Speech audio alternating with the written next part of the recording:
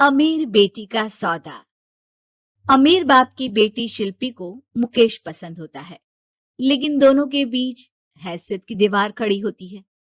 और फिर कहीं नौकरी कर लो ना, क्या हमेशा ये लोहे की सलाखों के पीछे भागते रहते हो?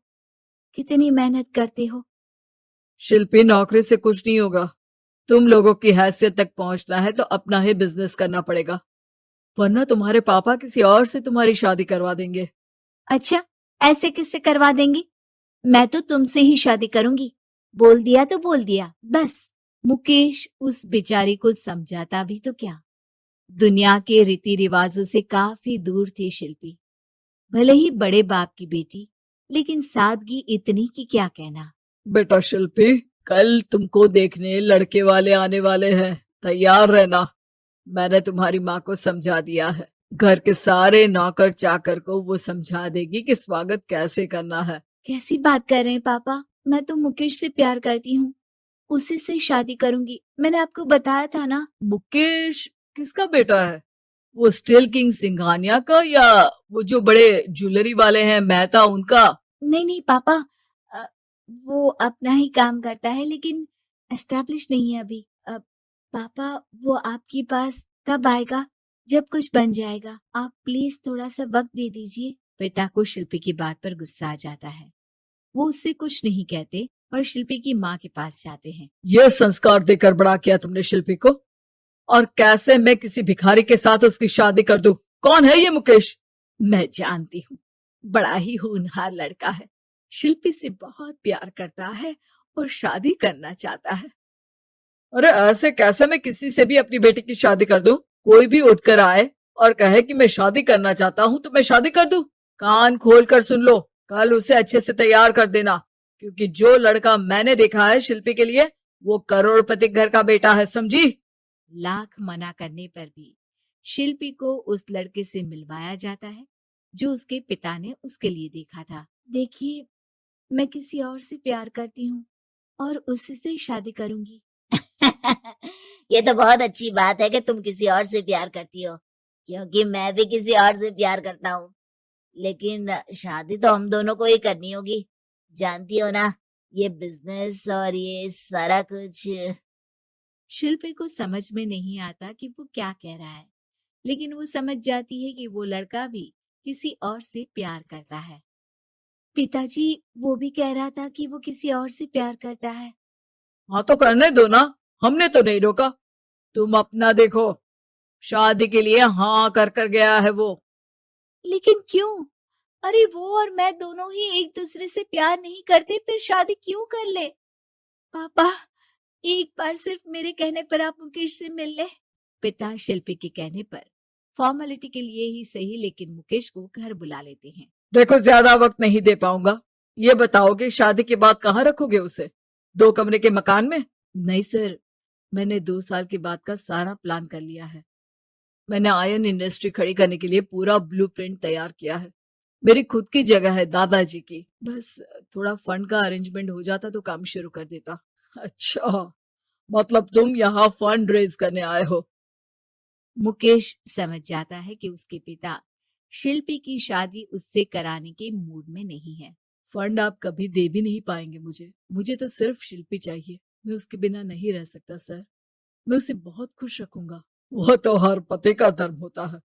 वो तो मैं किसी से भी उसकी शादी करा दूं, वो उसे खुशी रखेगा। लेकिन देखो, मैं ज्यादा बात को घुमाना नहीं चाहता। वो बड़े घर की लड़की है, उसे काम काज की आदत नहीं। अभी वो समझ नहीं रही, लेकिन तुम तो समझो। मैं किसी भी हालत में शिल्पी की शादी तुमसे नहीं करवा सकता। मुकेश पिता से लाख मन्नतें करता है, लेकिन वो नहीं मानते। शिल्पी की शादी उस अमीर लड़के से हो जाती है। शादी के बाद क्या हम लोग मेरी माँ के घर चले? मुझे उन लोगों की बहुत याद आ रही है। हाँ हाँ, जाओ जाओ।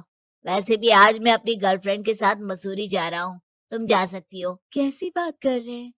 अब हम लोगों की शादी हो गई है, आप कैसे किसी और लड़की के साथ जा सकते हैं? अरे मैंने तो तुम्हें शादी के पहले ही बता दिया था कि मेरी कुछ गर्लफ्रेंड्स है।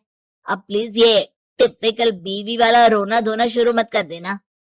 शिल्पी पिता के घर जाती है और माता पिता को सारी बात बता देती है। इतना गंदा इंसान निकलेगा, मैंने तो सोचा ही नहीं था। अरे क्यों कराई मेरी फूल जैसी बेटी की शादी ऐसे घर में। और तो क्या हो गया, शुरू शुरू में हर घर में ऐसा होता है, धीरे धीरे ठीक हो जाएगा। और वैसे भी उन लोगों के साथ हम लोगों की एक बड़ी डील फाइनल हुई है, समझी। उन लोगों से रिश्ता बनाकर रखो, तभी पैसों की बारिश होगी।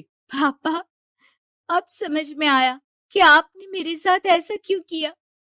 मुकेश आपके सामने गिड़गिड़ा कर गया कि वो मुझे बहुत खुश रखेगा, लेकिन आपने मेरी शादी एक ऐसे लड़के से करा दी जो किसी और लड़की से प्यार करता है और शादी सिर्फ समझौते के लिए कर रहा है। पापा, मैं जा रही हूँ, लेकिन इस घर में कभी पैर भी नहीं रखूंगी। आपने मुझे सामान की तरह इस्तेमाल किया। माँ शिल्पी को बहुत रोकती है, लेकिन वो एक नहीं सुनती। कुछ समय बाद, शिल्पी, मुझे नहीं लग रहा कि अब हम दोनों के बीच ये शादी और रह पाएगी। मैं किसी और से शादी करना चाहता हूँ। वैसे तुम परेशान मत हो ना, तुम्हारे पापा के साथ हम लोगों की डील जो चल रही है ना, वो नहीं रुकेगी, क्योंकि तुम बहुत अच्छी लड़की हो। ठीक है, मैं जा रही हूँ, तलाक के पेपर में साइन करके। लेकिन एक शर्त है, मैं कहाँ गई ये बात मेरे पिता तक नहीं पहुंचनी चाहिए। शिल्पी घर छोड़कर चली जाती है। वो एक नौकरी करती है और अपना जीवन खुद संभालती है। लेकिन एक दिन, शिल्पी जी, आपसे मालिक मिलना चाहते हैं। अब मुझसे क्यों? शिल्पी मालिक के कमरे में जाती है, जहां सामने मुकेश होता है। अरे आप, आपको देखकर बहुत खुशी हुई, बहुत बड़े आदमी बन गए। थैंक्स, पर तुम्हें नौकरी करने की क्या जरूरत पड़ गई। मैंने तो सोचा भी नहीं था कि तुम मेरी शिल्पी होगी। तभी वहां शिल्पी के पिता आ जाते हैं। शिल्पी, तुम्हारे बारे में माँ से पता चला।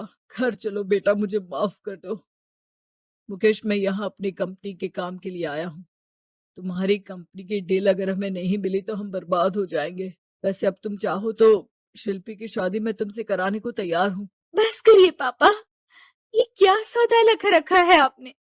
जिस कंपनी से आपकी डील हो, अपनी बेटी की शादी उसी के घर करा देते हैं। शिल्पी मुकेश से माफी मांगती है और वहां से जाने लगती है कि मुकेश उसे रोक लेता है। रुको शिल्पी, ये सब कुछ तुम्हारे लिए है। ये कंपनी, ये नाम सिर्फ तुमसे शादी करने के लिए ही खड़ा किया था। मैं आज भी तुमसे बहुत प्यार करता हूँ।